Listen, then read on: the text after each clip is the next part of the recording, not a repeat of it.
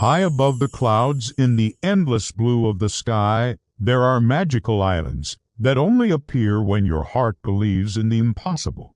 But down here on Earth, everything was slowly turning gray. All the colors were leaving the world, and nobody knew how to stop them. One day, a little girl named Lina was playing hide and seek with her puppy in an old abandoned lighthouse. She peeked around a corner and saw something that made her gasp. On the floor was a large wooden chest with a big golden compass on top. Ho, ho, ho! As Lina opened the chest, a bright light filled the room. And when it faded, the compass was gone. But now the walls around her were no longer gray. They were the brightest shade of blue she had ever seen. Then suddenly, the windows of the lighthouse exploded outwards and a giant white cloud floated through looking for an island. She landed softly on the grass outside. "Hello," said the cloud. "I'm looking for an island that glows with color. Have you seen one?" "Yeah, I think I know where there is one," said Lina. Ho, ho, ho! "Can we go together? I want some color too." The cloud smiled. "Hop aboard then. We'll fly up high above the clouds and reach it in no time at all." The two friends floated up into the sky until they reached a massive cluster of clouds. "Wow, what a beautiful sight," said Lina. "But where are the colors?" Just then a bird with black feathers and eyes like shiny buttons flew overhead. "Excuse me," called Lina. "Do you know where we can find some color?" Ho, ho, ho! The bird tilted its head and replied in a raspy voice, "You seek color, then go where shadows play. That's where you'll find the colors of the day." With that, the bird flew away, diving between the clouds. The cloud sighed. "That didn't help us much, but I do see a faint glow over there. Maybe we can find some answers if we visit that island."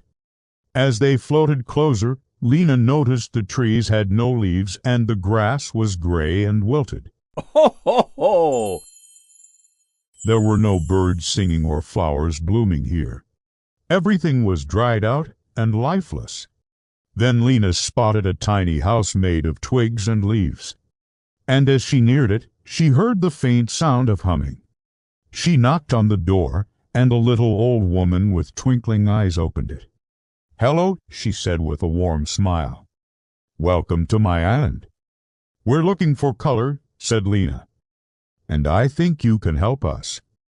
"Oh, I know a thing or two about color," said the old woman. Ho, ho, ho!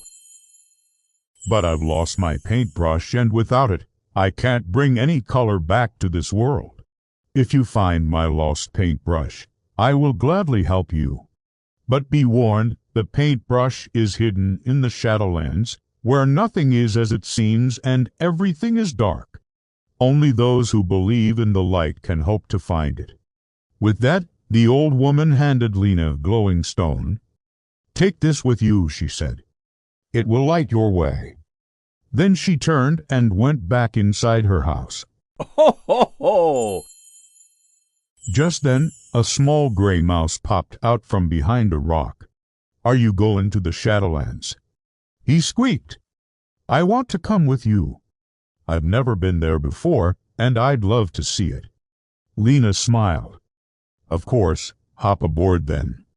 As they approached the edge of the gray island, a strange mist began to form, swirling and pulling at their clothes like invisible hands. Soon, they were completely surrounded by thick fog. Lina felt a sudden urge to run. "Wait," squeaked the mouse. "I think I just saw a path." Ho, ho, ho! Through the swirling mist ahead, Lina could make out a faint dirt road leading into the darkness. As they walked along it, she could hear the sound of drums growing louder with every step. Then suddenly, the trees parted, and the source of the noise came into view. In a clearing stood a huge oak tree with gnarled branches that reached towards the sky like clawing hands. And underneath it were dozens of shadow birds flapping their wings in time with the drums and casting dancing shadows everywhere. Ho, ho, ho! The birds had eyes like burning embers, and as they flapped their wings, their shadows grew and shrank, twisting and turning like living things. The mouse trembled with fear. "What do we do?" he whispered. Lina took a deep breath and walked towards the tree. As she got closer, she realized the shadows weren't just dancing. They were trying to tell a story. Some were short and thin, like the quick strokes of a painter's brush. Others were long and flowing, like wisps of hair or the feathers of a bird in flight. Ho, ho, ho! And some were round and soft, like the petals of a flower or the fur of a little gray mouse. As Lina watched, mesmerized, the drums suddenly stopped and the shadow birds fell silent. Startled, Lina ran back to the path, but the mist had vanished and she had no idea where she was. Just then, she heard a voice behind her. "So, you've come to take my colors," it said. Lina whirled around to face the speaker, but there was nobody there. Ho, ho, ho! "Who said that?" she called out. "If you want your colors back, I'm afraid you'll have to face me first," the voice replied. Then a tall, thin figure stepped out from behind a nearby tree. His skin was the color of ash, his hair was like tangled vines, and his eyes glowed red in the darkness. "Who are you?" asked Lina, clutching the glowing stone tightly. "I am the devourer of light," he hissed, "and it is my duty to keep these lands in darkness. Hand over the stone, child, and I will let you leave with your life." Ho, ho, ho! As Lina stared back at him, she realized that although he was made of shadow, he wasn't all bad. He seemed sad, and as she looked into his glowing red eyes, she could see flickers of color hiding inside. Lina took another deep breath and held the stone out to him. "Here," she said. "If you look closely, you can see all the colors of the world inside it. So don't waste them on me." The devourer of light hesitated, then carefully took the stone from her. Ho, ho, ho!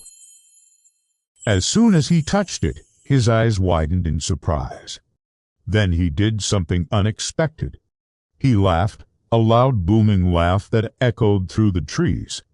"You tricked me," he said, shaking his head. "Well done." And with that, he vanished in a puff of smoke. As quickly as it had become dark, the sky above burst into brilliant color. The shadow birds swooped and soared, their shadows dancing below them. The little gray mouse gasped. "Look, they're painting pictures with their shadows. It's beautiful." Ho, ho, ho! Suddenly, a shadow detached itself from the group and landed on Lina's shoulder. It fluttered its wings and said in a tiny voice, "Thank you for setting us free. As a reward, we will grant you a wish." "Oh, I want to go home," said Lina. With a wave of their combined shadows, the birds created a whirlwind that spun and twirled until it disappeared. When it faded, Lina and the mouse were back at the lighthouse. She turned to thank the birds, but they were gone. Ho, ho, ho! And then she heard a familiar humming sound. Peeking around the corner, she saw that the walls of the lighthouse were no longer gray. They were covered with colorful paintings. And in the center of the room was the old woman from the island, smiling at her paintbrush lying on the floor beside her.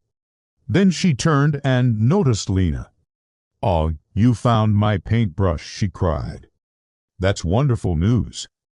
Now I can finally bring color back to this world." Ho, ho, ho! And with that, she dipped her paintbrush into a nearby puddle and painted a beautiful blue sky above Lina's head. Over the next few days, Lina and the old woman traveled to all the gray places and brought them back to life. They painted flowers and trees, birds and fish, fluffy clouds and friendly faces. And wherever they went, laughter and joy followed. One day, Lina was playing on a grassy hill when she saw a little girl about her age walking towards her. Ho, ho, ho! "Hi," said the girl. "I'm so glad you're here. I've been waiting for someone just like you." "Why?" asked Lina. "Because now we can play together," the girl replied with a big smile. "And there's so much color in the world, we'll never run out of ways to share it." Ho, ho, ho!